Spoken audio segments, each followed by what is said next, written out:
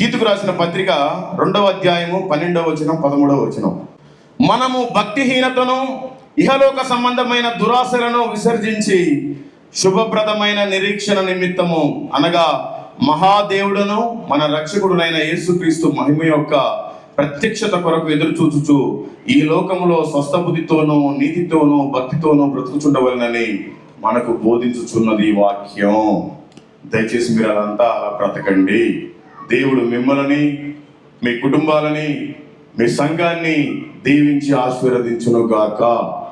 ఆమేన్. నాకు ఈ అవకాశం ఇచ్చినటువంటి పాస్టర్ గారికి నా ప్రత్యేకమైన వందనం. ప్రార్థనలోనికి నడిపిస్తారు అయ్యా.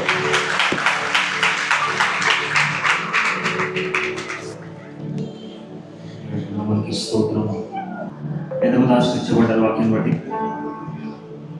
Thank you brother so much. కొన్నిసార్లు మేము చేయలేని పని వాళ్ళు చేస్తుంటారు. మా కొన్ని లిమిటేషన్స్ ఉంటాయి, ఎందుకంటే మీ తర్వాత కనబడుతుంటా. Thank you for using all that opportunity. I like that. దేవుడికి స్తోత్రం.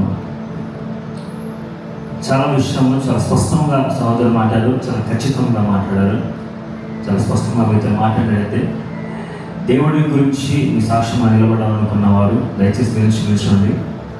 అలాగే బ్యాప్టిజం తీసుకున్నవారు బ్యాప్టిజం ఈ సమయంలో కమ్యూనిటీలో బల్లారంలో పాల్గొనబోతున్నాం. ఈ సమయం బల్లారంలో పాల్గొనబోతున్న ఒక వివరణ నేను ఇవ్వాలనుకుంటున్నాను. ఎవరైతే డిస్ట్రిబ్యూట్ చేయాలో దయచేసి ఏదైనా డిస్ట్రిబ్యూట్ చేయండి.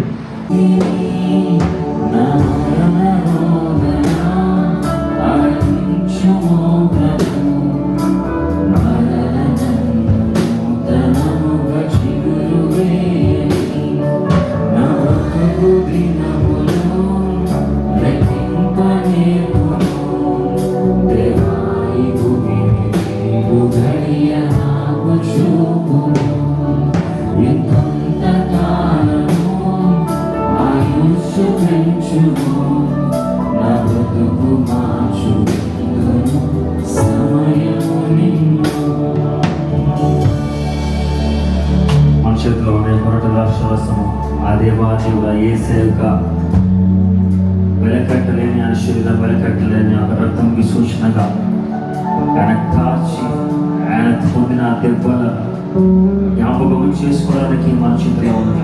ఈ సమయంలో కమిట్ చేసుకున్నాను. Lord, as I am participating in your body, in your blood,